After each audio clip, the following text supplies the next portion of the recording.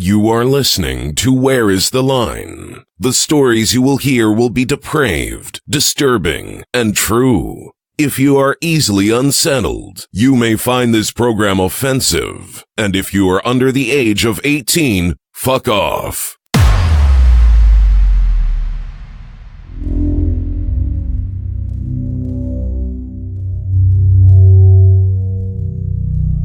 Murder strikes a small town again. Chillicothe police say people thought a woman's body was a Halloween decoration. Now this man is under arrest. This all comes as the police investigate the mysterious deaths of several other women in that small town. Resident Tammy Dixon decorates for the season every year, but what she saw Tuesday morning haunted her. It was just like a worst Halloween scene that you could imagine. Everybody drinking blood, everybody eating brains. Some monster party. Everybody eating flesh, everybody breaking bones. Some monster party. Thank you so much for listening to this October 13th episode of Where is the Line? My name is Kevin, and with me today, per usual, is my very good friend and someone whose heart rate noticeably increases when in the presence of a bearskin rug, Samantha. Say something disturbing, Samantha. Smears going down the stairs. That's a good one for October. I know. That's got a real creepy tone to it. I've got goose flesh. So when you hear the phrase smears going down the stairs, honk your horn.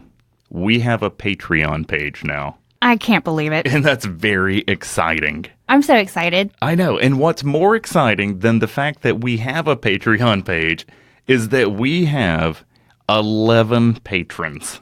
That's huge. I know. That's such a big deal for us. I thought we were going to set up that Patreon page and it was just going to sit there. Well, I thought it was probably just going to be my mom. We'll probably not be bringing up the Patreon page at the top of every show, but we're just really excited today because it's new. Mm-hmm. So this time we're going to mention our first 11 patrons at the top of the show. Yay! At our nefarious level is Corey Osborne, who along with her wife Carrie Jo are people that I owe a huge debt of gratitude to anyway for chauffeuring me about Orlando and also for those amazing rings that they sent us. Love it. And as a nefarious level patron, Corey will soon be receiving a commentary video from us as we watch Corey's favorite pornographic video. You're welcome, Corey. She sent the link to us, and we're going to watch it right after we record this episode. I have not seen it. I have no idea. I haven't either. What it could be. I haven't either. I've been saving it.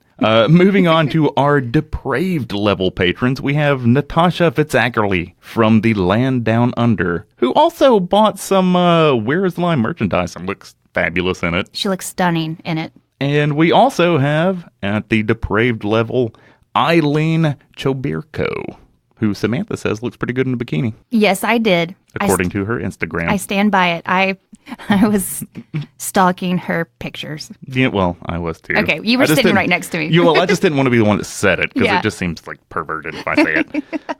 At our disturbed level, we have Tori Melvin, Johnny Zell, Connor O'Mara, and Nadia Scott. Finally, our troubled patrons are Gary Thorne, Rachel Thompson, Sean Adams, and regular voicemail contributor and our favorite Amber from any part of the world. Damn straight. Amber from Alabama. Thank you guys so much. Yes, thank you, patrons, so much. We appreciate everybody that listens to the show, obviously. Obviously. But it really means a lot to us that these 11 people, listen to our show and kicked a couple bucks our way. You know what? What? It makes me work harder now. Me too. Well, it's nice because if none of them cancel, then we will not be paying to do this show anymore. That would be a different way to do things. Yeah, don't cancel. Don't cancel your patronage. If you cancel, we'll cry. No, just do what you're gonna do, but you should stay with us because if you're a patron, you're privy to so many perks. You get secret insights into mine and Kevin's lives. My clutch broke in front of the bank just the other day, and our patrons got to see a video of me being very frustrated about it. Anyway, enough with that. Are you ready to get into this episode? Yes. Let's do it. So it seems like every Halloween, someone, somewhere goes a little too far with their Halloween decorations. The police have been called to scenes of neighbors who were crushed by their garage doors, corpses hanging from trees, and even the occasional bodily dismemberment. The police arrive on the scene and typically discover that these are just ornamentations displayed by citizens who love Halloween and who embrace the chance to put on a display of their own macabre brand of creativity. Occasionally, though, these are not ornamental figures. Every now and then, it's a real human body. It has happened. For October, Samantha and I are going to each spin a yarn for you. Both of the subjects that we're going to be discussing died in such a way that their own corpses were mistaken for elaborate Halloween decorations. And that's what we're talking about today, when the recently departed get mistaken for Halloween decorations.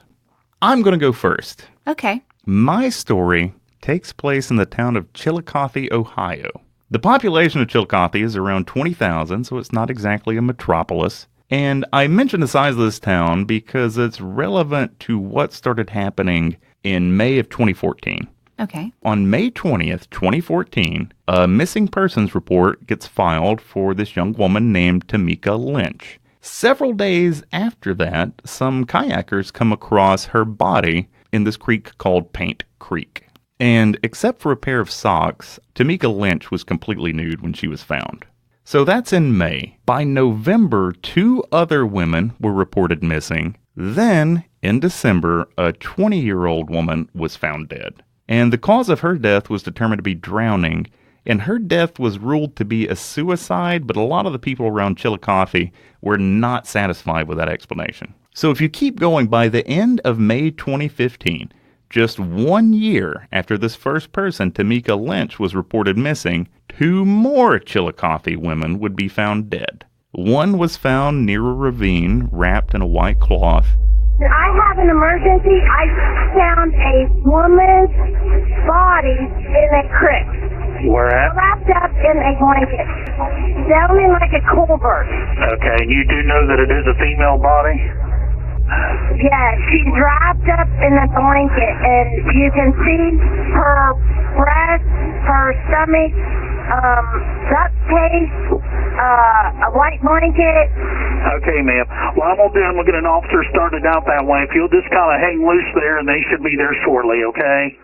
Oh, God, please hurry. Yes, ma'am. So in all, within the span of just this 1 year, 5 Chillicothe women were found dead, presumably murdered. It's up to debate. Mm-hmm. And 1 other was reported missing, and she to this day has never been found. Oh my goodness. So the people of Chillicothe, Ohio start fearing, very understandably, that there might be a serial killer active in their area. A reasonable assumption. By October of 2015, Chillicothe had spent about 5 months without any more of these questionable deaths or disappearances of the women who lived in that town. And October comes around, it's Halloween, people start decorating their homes, and for a few hours, it seemed like even the local power company was getting in the spirit when they dangled a fake body off of the side of the chain link fence that surrounded a power substation. Oh. I would imagine people passing by thought it was probably pretty odd that the local power plant would be getting in this festive holiday mood. Some other people assumed that just some teenagers maybe got stoned and thought it'd be funny if they hung a dummy off of this fence. And so for several hours on the morning of October 13th, 2015, people passed by this peculiarly located dummy that was hanging by its left arm from this fence. And it wasn't until some construction workers rolled up to start working nearby that anyone took a closer look at this Halloween decoration. And one of these workers walked up close enough to discover that the figure that numerous people had been passing by all morning was actually a genuine corpse. Holy shit. So when the police arrive, they initially couldn't tell if the body was that of a male or a female because of the trauma that had occurred to this person's face. Near the body was a large rock about the size of a grapefruit that was covered in blood. It turned out that this body belonged to a 31-year-old woman named Rebecca Cade. A forensic pathologist named Dr. Brian Castro examined the body and said that Rebecca had been severely beaten with a blunt object, probably this rock that they found nearby covered in blood. It turns out, though, so when they find this body, they believe that the cause of death is just this blunt trauma to the head. It turns out, though, that Rebecca's injuries were considerably worse than they appeared, and they actually appeared pretty bad. In addition to the beating that she had taken with this rock, her nose had been broken, her face had been slashed with a sharp object 5 times, and she had been stabbed in the face twice. Good Lord. And those stab wounds were each 2 inches deep. A small area on her back, and I'm not sure that it's ever been found out what exactly happened that caused this, but there was a small area on her back that had been burned. Mm-hmm. There was a little bit of swelling in her brain. She had suffered some brain damage, and her spinal column had also been damaged. And the terrible thing about all of these injuries is that none of them would have been immediately fatal. So if you had some hope that this poor woman had maybe been killed, maybe some of this stuff happened post-mortem and she had been hung on this fence, that's not the case. She was alive and conscious throughout all of this. And we know that she was partly because she apparently put up a hell of a fight when all this shit was happening to her. She had numerous defensive wounds on her arms, and the Chillicothe Gazette reported that during his testimony, this forensic pathologist suggested that Rebecca Cade had, quote, desperately tried to get away, so hard in fact that one of her bicep muscles was severed and the other one was almost severed. Ugh. So she was trying to push away her attacker. She was fighting against her attacker to the point that she was ripping her own muscles doing this. Yeah. But Rebecca Cade was small, though. She was diagnosed with fetal alcohol syndrome when she was very young. When she was 4 years old, she only weighed 20 pounds. And I had to look this up because I don't know anything about children. The average 4-year-old is 40 pounds. Yeah. So she was undersized her entire life. And she stayed small. From the photos, it seems like she may have been just a little bit over 5 foot tall, maybe around 100 pounds. So she tried, but her body was just physically not strong enough to effectively defend against what was happening to her. Yeah. So it appears that Rebecca Cade fought very hard against her attacker and just became overwhelmed. She had all these injuries to her face, had torn these muscles in her arms, and she starts running. All of this is happening near this power substation, behind which is this big field where apparently a lot of people would go to party. So Rebecca Cade gets into this altercation. Things get way out of hand, and she runs. She makes it over the fence because she was on the back side of the fence when this attack happened. She makes it over the top of the fence, and the fence has barbed wire across the top. So she makes it over the fence, gets her left arm snagged on some of this barbed wire, falls over the other side, and that's where she dies. So she is alive at the point that she gets over the fence, she gets snagged, and dies hanging from that fence by her left arm. Oh, boy. So let's go back a little bit to earlier in that evening and what led up to this. So the night she died, a man named Donnie Kokenhauer Jr. showed up at his half-sister's house. This half-sister of his is named Lisa Frost. Lisa Frost only lives about 400 yards from where Rebecca Cade's body was found dangling from this fence outside of this power substation. Donnie shows up to Lisa Frost's house covered in blood. He says that he needs to take a shower. His half-sister Lisa takes these bloody clothes that he takes off and throws them into a neighbor's trash can, and she calls her roommate, who happened to not be at home at that time. The roommate later talked about this conversation that she had with Donnie's half-sister and said, quote, she said, "Hey, my brother showed up at your house with blood and mud all over him. I'm going to let him take a shower. I was like, don't you dare let him in my house." So since Donnie is not allowed to stay at this house because his half-sister's roommate just isn't having it, he gets cleaned up, and Lisa, this half-sister, gets him out of town to go and stay with another one of their siblings. So the roommate that Lisa had called, Donnie's half-sister Lisa had called, tells her mother about this conversation that they had. Mm-hmm. And shortly after she has this conversation with her mother, this next morning is when Rebecca Cade's body is found hanging on this fence 400 yards away from her house. So the mother calls police, and by the end of that day, Donnie Kokenhauer Jr. is arrested. This all is seeming pretty open and shut.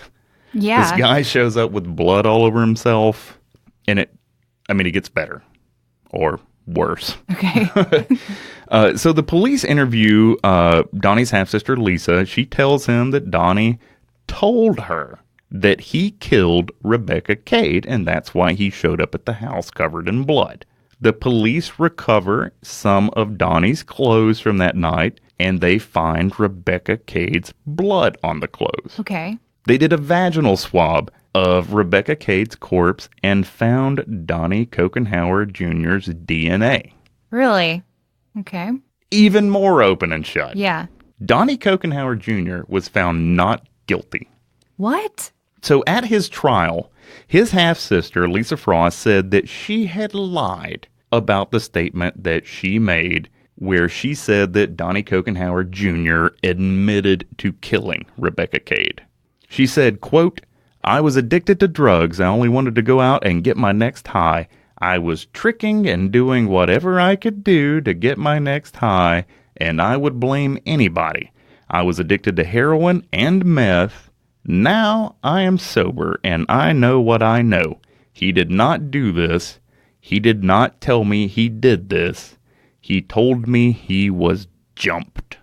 This is a crazy story. But what about all of this DNA evidence? Right, yeah. So Donnie Kokenhauer Jr.'s story was that he had gotten into a physical altercation with Rebecca Cade. I'm assuming that he said that he had also had sex with Rebecca Cade that night. Mm-hmm. This physical altercation that he admitted to apparently got bloody, and he said that that's why he had the blood on him. So he admitted to hitting her. But he denied that he killed her. According to him, there were a lot of people with a lot of reasons to want Rebecca Cade dead, and that one of those people must have done it after his spat with her. Oh my gosh. And this worked. He fucking gets off. I can't believe that. So Donnie's half-sister, Lisa Frost, spent a year in jail for tampering with evidence for throwing those clothes in the neighbor's trash can. Yeah. Donnie Kokenhauer Jr. himself is right now, unless he's gotten in some trouble very recently, a free man. And so I talked earlier about those 7 women who were missing or murdered in that 1-year span in Chillicothe. Mm-hmm. Rebecca Cade's case is still the only one of these women who died or went missing in that 1-year span that ever went to trial. Nobody else has been arrested for the disappearance and murder of all of these women that happened over that 1 year. And the thing is that a lot of these people had been in trouble before. They had drug arrests, things like that. Mm-hmm. And when people with these types of backgrounds go missing or turn up dead, the police tend to not pay a whole lot of attention to it. And that's just one of those terrible, sad facts about America. That is true. A lot of people still believe the serial killer was stalking the women in Chillicothe in 2014 and 2015. Some people think that Donnie Kokenhauer Jr. might have been that killer, but police never managed to connect him to any of the other cases. In any case, Rebecca Cade was the last woman to die in this string of murders and disappearances. I mentioned earlier that Rebecca Cade was diagnosed with fetal alcohol syndrome when she was a child. Rebecca left behind a 15-month-old son who himself suffers from fetal alcohol syndrome. Ugh.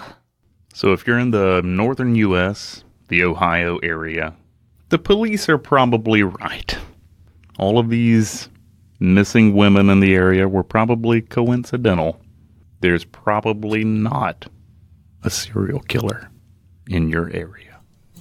Oh my God.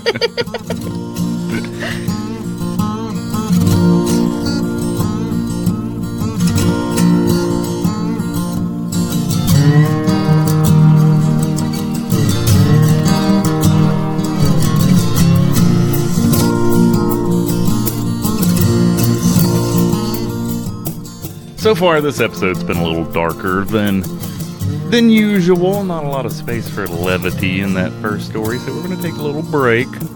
And Samantha is going to share for you a tale from a Halloween past.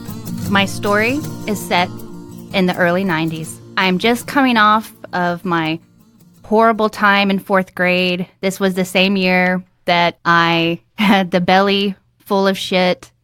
And I spent some time in a psych ward. For those of you who might not have been listening for a while, when Samantha was a youngster, she refused to poop for so long that she ended up committed to Vanderbilt Psych Ward. Yes, I was a very troubled child. So when all that was over, my mother decided I needed a fresh start. So we moved, and I started a new school for my 5th grade year. I loved it. New school, fresh start. I started this school in 5th grade, and it's finally October. Halloween is upon us. My favorite time of the year, my favorite holiday. I love dressing up. Always have, still do. So my mother and I worked so hard on my costume that I was going to be wearing to school for Halloween that year. I decided that I wanted to be Elvira. We're coming out of the 80s. Elvira is still very hot, or at least she was to me. I was obsessed with Elvira. We had purchased an adult Elvira costume. That's all we could find. But it was like the real deal. It was totally authentic. And my mom, she's a seamstress, so she shortened it up a little bit for me. And, of course, it had a very plunging neckline that she got like this little piece of black mesh to sew in the middle of it. So How old were you again? About 10. Okay. So I had no tits. But obviously I couldn't go to school with all that flesh showing, so we fixed that. Looked good. And like I said, she shortened it up, and also she was going to let me wear her stiletto heels. And I had like the little bejeweled dagger stuffed in the side of the belt on the dress, just like Elvira. I was wearing a gigantic black Elvira wig. I mean, I was done up.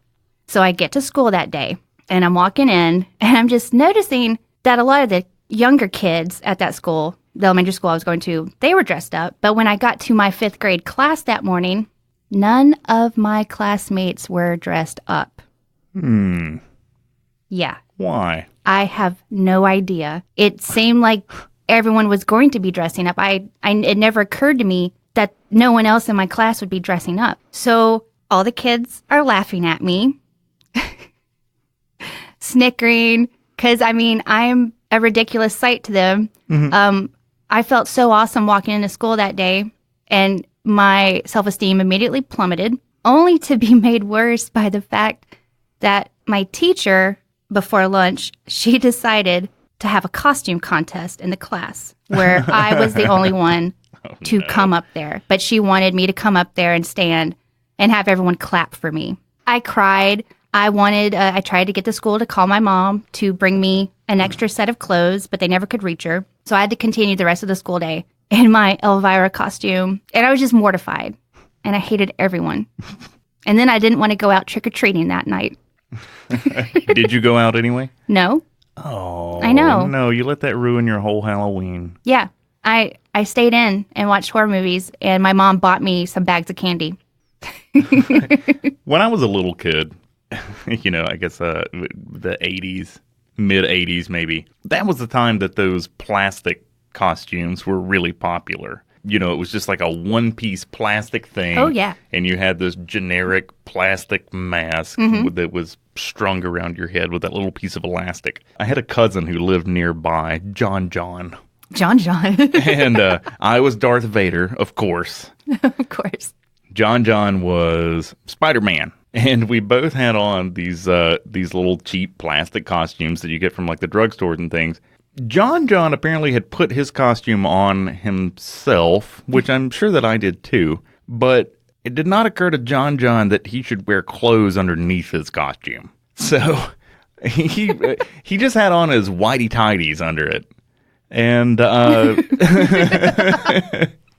before we went trick-or-treating to the first house, on the way to the first house, John managed to split the back of his little plastic costume. So it's, obviously I haven't changed that much since I was a kid, so I laughed hysterically at him and made fun of him for the entire evening, and he cried all night. But he still went trick-or-treating with his ass hanging out of his Spider-Man costume.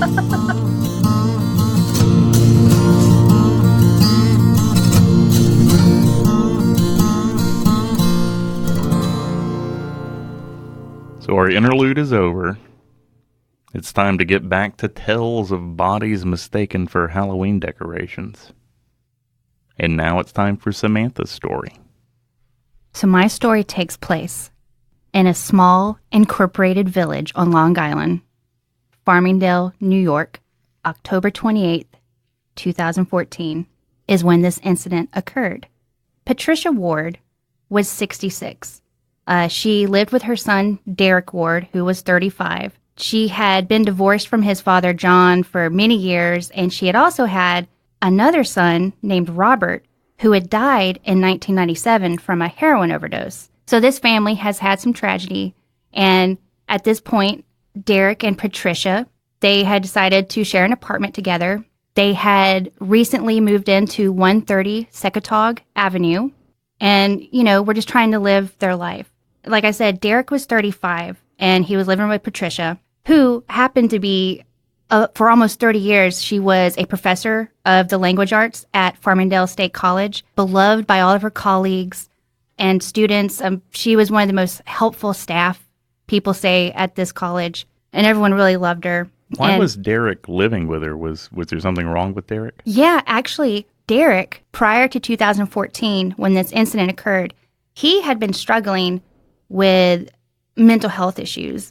He had attention deficit disorder. He was diagnosed with dyslexia and also had some undiagnosed mental health issues. He was on Medicaid, so they struggled to find a psychiatrist that was willing to work an arrangement to see Derek. And this is something that Patricia had been working so hard for, was to be able to get her son the help he needed. And they had just had so much trouble. And prior to October 28th, 2014, when this incident occurred, the 4 days before October 28th, Derek was out of his medication. And that same week, that Friday, Patricia had finally found a psychiatrist that was going to see Derek for 20 minutes for $200. And he was going to get seen, he was going to be able to get his prescription refilled, and things were going to be okay. Like I said, Derek had been struggling with mental health issues for 10 years.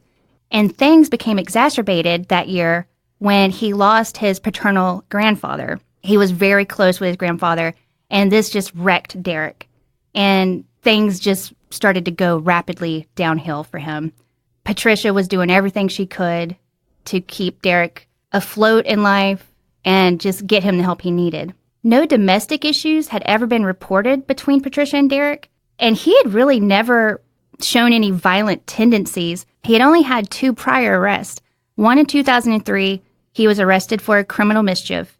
And then in 2006, he was arrested for possession of a 9mm pistol, and he also had 100 tablets of unprescribed Valium in his pocket. But other than that, no real major brushes with the law as far as like violent actions. 100 tablets of Valium. Mm-hmm. So he was slinging Valium. I think that'd be safe to say. So no one really had any inclination of that Derek could be capable of anything like what happened on the night of October 28th. The only real, before this happened, there was an incident where Derek's behavior had become increasingly troubling and erratic in the days leading up to his mother's murder. An incident occurred one night while Patricia was making Derek's dinner. She had dropped a fork on the floor, and it made Derek very angry. He started screaming. He said the noise hurt his head, and he was grabbing the sides of his head. And Patricia begged him to let her take him to the emergency room that night, but he refused. So things aren't looking so great for Patricia and Derek right now. You know, she's doing her best. She's going to work every day. I don't think Derek had a job during this time, but, you know, Patricia realized that something was terribly wrong with her son. And like I said, losing his paternal grandfather just sent him into a tailspin. So that brings us to the night of October 28th, 2014. It's a Tuesday. That evening, no one is really certain what happened in that apartment that night. No neighbors heard any noises, nothing like that, which, considering what happened, is surprising. What is so horrible is that just 4 days prior to October 28th, Derek was off his meds. He didn't have any more. But just that Friday, that coming Friday, he was going to have an appointment and things would have been okay. And this was Tuesday. Yes. Tuesday is when the murder happened. And that Friday is when he would have gotten the help he needed and the medicine that he needed. But, you know, with America's healthcare system, tragedies like this occur. So Patricia and her son Derek were at the apartment that they shared. At some point, Derek seemingly has a psychotic episode. So at some point, Derek comes in to wherever Patricia is at in her apartment. From the way it goes down, I think she might have been in her bedroom changing, and that'll come into play. But he comes upon his mother, Patricia, and he starts beating her relentlessly, breaking multiple ribs. At some point, he finds a large knife in the apartment. The police only categorized it as a very large knife. So one might think that he probably grabbed a butcher knife from the kitchen. Mm-hmm. He comes back and he is stabbing her multiple times with this very large knife. At some point, he probably is just sitting there with her dead body, just from the timing of things. They think that he spent some time inside of the apartment with her dead body. Do they know at what point in this she died? When she was being stabbed, they think that she was still alive. Mm-hmm. But he stabbed her so many times that they think that one of those blows would have been a fatal blow, as far as the stabbing. And police think that he sat inside the apartment with her dead body, and at some point he decapitated his mother with that same very large knife. And he then proceeded to drag her body from inside of their apartment down the indoor stairs of their apartment building and outside to the street. Where just the body. He had the head also. But she was decapitated in the apartment. I mean, if you want to, I'm thinking maybe he had her head laying on her body when he was dragging it down the stairs. I'm not sure how he got it out there. That would fall off. He had to have had it under an arm like a football or something. All the police know is she was decapitated before she was brought outside. Okay? So he drags her body down the indoor stairs of this apartment building and outside to the street, where he leaves her body laying kind of perpendicular to the street, wearing only her pants and a bra. That's why I think that she might have been in the middle of changing clothes when he attacked her. He arranged her body very neatly.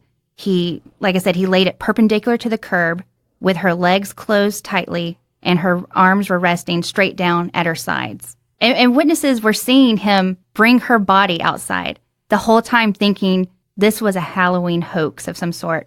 It was a crime so gruesome, some who saw it thought it was a Halloween hoax. Dale Silverman had just left the nearby parking lot heading home last night when she saw Miss Ward's headless body and severed head. And I assumed it was a stupid Halloween prank and the cops were going to be furious that somebody would do this. That's what I put in my head. Like I said, after he laid the body on the street, he then took her head and kicked it about 20 feet to the other side of the street, right in front of some disbelieving bystanders. Now, see, after he kicked his mother's head across the street about 20 feet, he starts walking down the street towards the Long Island Railroad tracks, where the Long Island Railroad train comes by. And at this point, bystanders and neighbors, they are seeing this body and head, and they think it's all a sick Halloween prank. Some witnesses even walked up to the body and lifted it up, finding out that it was real. But Nick Gordon, a neighbor, he was quoted as saying, "I looked through my window and saw the body down there. I saw the lady laying right in front and her head was across the street, close to the corner. I thought, holy shit. Nick then went on to describe the gory scene that extended from inside of the apartment building all the way to outside. He says, quote, there was blood all over the floor. You can see smears going down the stairs, as if someone was dragging a body. Okay, so Derek is walking towards the Long Island Railroad track. He starts walking west on the track towards Manhattan. Mm-hmm. There was a train station right there, too, on Secatog Avenue, where Derek and Patricia's apartment was. People that happened to be around there, they saw Derek walking down the tracks. And at some point within this, 20, 25-minute window until the cops actually arrive on scene, a Long Island Railroad train starts coming down the tracks towards Derek. And there's two versions that witnesses seem to think that they saw. Many say that he made no attempt to walk out of the way of the train and just let it plow him down, killing him right there. Mm-hmm. Others say he jumped into it. But the most credible report is that he was just walking down those tracks towards Manhattan and let the train just come upon him. And when either way, he did it on purpose. He did, yes. He committed suicide, and his body was dragged about a mile away from where it was hit. A mile? Yeah. Did they not know they had hit him? Well, a mile can happen like that on a train. So it might have taken a mile for that train to slow down. You know what I'm saying? It was going full speed. So Derek's body was found about a mile from where he was hit by the train. The train was stopped. It was stalled on the tracks for hours while cops were there investigating what had happened. At that point, they didn't even know that Derek's suicide was related to this body that was just reported found on the street 20 minutes prior to that. Mm-hmm. And like I said, all this time, while Derek has already gone down towards the train tracks to get hit, there are still bystanders going up and down Secatog Avenue, seeing Patricia's body and her head and thinking that it was a Halloween hoax. Dale Silverman, she was a medical editor who lived in the same community and was driving away from the train station shortly before police arrived on scene to Patricia's body. She says, quote, I saw what I thought was a head on the street. I saw long black straight hair and the head face down, and I did a double take. I thought, what the heck was that? I rolled my window down and said, no, that can't be what it is. I saw the body completely straight, legs together, hands at its side. It looked fake. I thought it was a stupid Halloween prank. After Dale realized that what she had seen was in fact real, she said, quote, I was like, oh my God, I was right the first time. I actually just saw a head in the street and a body and not only dismissed it, but laughed. Oh, no. Yeah. Oh, that's the worst feeling ever when you laugh at something and you realize later you should not have. Yes. Like, it just makes your stomach hurt. And, yeah. And it's so sad. Patricia's brother, Reverend Robert Lebrano, he was completely emotional, obviously, after this happened, torn up. He said, quote, she had an appointment set up for Friday. She finally met a compassionate psychiatrist, but she'll never make it to see him. He then went on to describe Derek as a, quote, sick, sick boy. Reverend Lebrano said Derek had battled psychiatric issues for 10 years, but had never shown any signs of violence. So this just came out of nowhere for the family. He said, quote, he killed my sister because we couldn't get the prescriptions he needed. For 4 days, he didn't have his meds.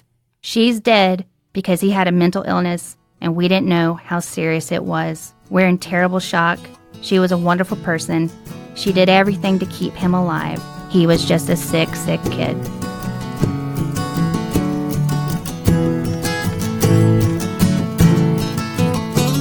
So this Halloween, if your neighbors adorn their homes with decorations that look a little too real, maybe you should take a closer look. Because it might be real. Oh my God. You scared me.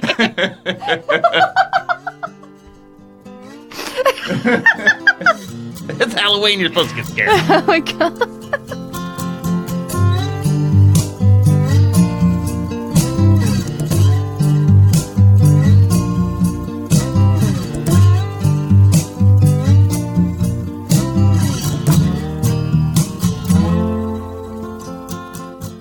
Well, that's going to do it for our full episode of Where is the Line for this October. Since our last full episode, we've gotten a lot of reviews and emails, so we're going to space those out over the next few episodes. All right. In case we don't get a whole lot more. We had that little influx there, so we need to save a few. I agree. But please keep them coming, though. Oh, yeah. We love hearing from you. We appreciate it so much. And if you don't hear your review or voicemail today, I promise you we will get to it in the future. That's a guarantee. Our first review comes from Stinky Matilda. Stinky Matilda writes, "Great! I've listened to every episode, and they're all well-researched and hilarious. If you listen at work, wear headphones. It's definitely not safe for work." Show enough. That is some good advice from Stinky Matilda. This next review is from Macer Beans. Macer Beans writes, "I learned my car horn doesn't work." Macy here. I love this podcast. It always has interesting topics. Recommended from Hollywood Crime Scene Podcast. Hey. I know we said it in the last episode, but we really appreciate Hollywood Crime Scene. Yeah, we do. This next review is specifically about me. Oh, Kevin. Purity Sliz writes, "Yes, I like it. Rachel from Hollywood Crime Scene recommended this podcast since she and Desi make you feel like you know them on a personal level. I went here. I'm happy to say that the host is great. He is instantly likable while talking about unique topics. Well done, fun, and southern." Have you ever heard me described as instantly likable? Never. It's true. That is true. Most of our recent reviews mention Hollywood Crime Scene, which is A-OK by me. We owe them a huge debt of gratitude, and if you're one of the people who are here from Hollywood Crime Scene, we're very happy to have you. We hope you're feeling welcome here so far, and if there's anything we can do for you, just let us know. Absolutely. Moving on to a few voicemails. No matter how many voicemails we ever receive, we will always make time for Amber from Alabama. Oh, absolutely. Hey, Kevin and Samantha. It's Amber from Alabama. I'm not drunk yet. Working on that. But I just wanted to say, Kevin, it means a lot to me that you thought I might have been horrifically murdered and checked on me. I'm not murdered. My face was not ripped off by a chimp. But I love you guys, and I can't wait for the episode on Friday the fucking 13th. And I will be driving to Tybee Island in Savannah to party it up or down. So hopefully I don't get murdered there. And anyway, I am alive and well, and we'll be sending you that photo of me and my mug real soon. Take it easy. Cheesy. Deuces. I was actually worried about Amber. We had been corresponding a lot, and then I stopped hearing from her for a while, and I was worried that something happened to her, so I had to get in touch with her and make sure she was okay. I'm glad you did. I feel like a bad person because Because you said that you hoped she was dead. No. Amber, you know that's not true. I wish I had checked on you too, though. I'm sorry. I told Kevin to, though. She did not. She did not tell me to. I did that on my own, Amber. No, that's right. I'm just kidding. But I love you, too. While we're on the subject of Amber, Amber from Alabama is developing a little following of her own. So I've binged all your episodes. I saved the body mod episode for last. I'm sitting here trying to eat lunch, and the lovely Samantha is talking about some French dude eating shit. I had to tap out. I didn't think it would happen, but it did. This is Finn from Phoenix. Also, the other listener you have, Amber, that calls in, her voice is so sexy. You have an episode where Amber talks. Okay, that's really all I got. Keep up the good work. You guys are awesome. Thank you so much for that voicemail. I'm so glad that we got somebody to tap out on an episode. Hell yeah, and it was something I said, so I feel super fucking proud right now. And Finn, don't worry. I think you'll probably hear more from Amber from Alabama. I hope you do, and he's right. Yeah, her voice is sexy. Yes, it is. Sexier than yours. That can't possibly be true. And speaking of crushes, if you remember, Samantha got a little jealous because somebody had a crush on me and nobody had a crush on her even after she posted that super hot photo of herself. I am so humiliated. Well, your time has come. What? I'm on the side of a house on a ladder, caulking the side of this house, and I just had to call and let you know that I have a crush on Samantha. You have a crush now. Oh my God. Someone called and they have crush on me. Mm-hmm. And he was doing something called caulking. Yeah, I heard that. On the side of a house. Message received. Hey, thank you, dude. My self-esteem is soaring right now. You do look a little flush.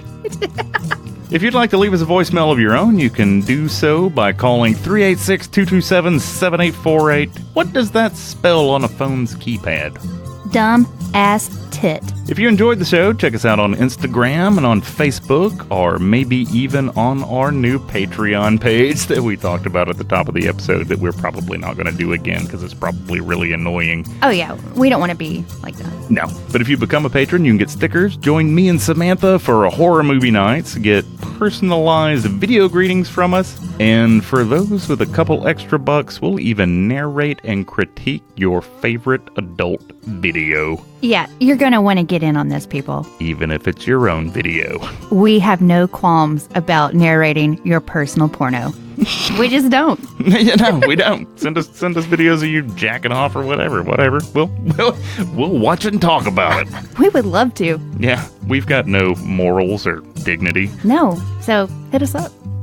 You can get to know me and Samantha a little better by becoming a patron. We'll be posting photos and awkward videos. There's one up now of Samantha dance cleaning her house with those Lysol wipes that she loves so much. Yes, I do, and it was so sexy what I was doing with those Lysol wipes. Just so you know, we'll never put out an actual episode of our show behind a paywall. No, never. That's just not the kind of thing we do. Speaking of our show, our next shit show will be released on Halloween. And of course, our next full episode will drop on the 13th of the following month. We appreciate all of our new patrons, but the most important thing to us is that you've taken the time to listen to our show.